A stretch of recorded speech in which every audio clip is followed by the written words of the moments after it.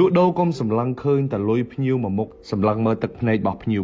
លក់ដាច់បានលុយភ្ញៀវសប្បាយចិត្តអានឹងគេហៅថាទ្រព្យតិចតិចហើយតែបើលក់ហើយបានលុយភ្ញៀវនៅទឹកភ្នែកបានលុយមកក៏ដេកអត់លក់ដែរអានឹងគេហៅថាទ្រព្យក្តៅកាហាយលុយគេលុយយើងតោងគិតបន្តិចមើលបើគ្រាន់តែចូលទីផ្សារដើម្បីទៅបំផ្លាញគេ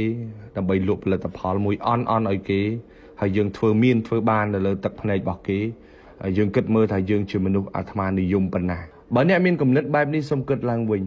បើអ្នកគ្មានសមត្ថភាពរកផលិតផលល្អមួយមកជួយគាត់ទេសូមកុំចង់បានលុយគាត់អីសូមកុំយកផលិតផលអន់ទៅបញ្ចុះបញ្ចូលឲ្យគាត់ទិញដើម្បីចង់បានលុយពីពួកឈប់ទៅអាណិតប្រជាជនយើងលក់ដូរស៊ូប្រាប់ភ្ញៀវថាគ្មាន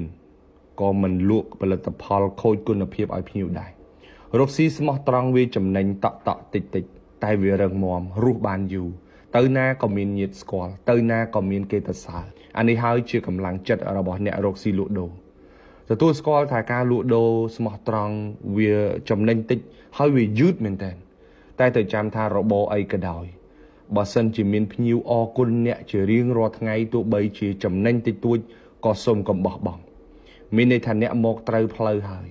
មុខរបរដែលរស់បានយូរបំផុតគឺជាមុខ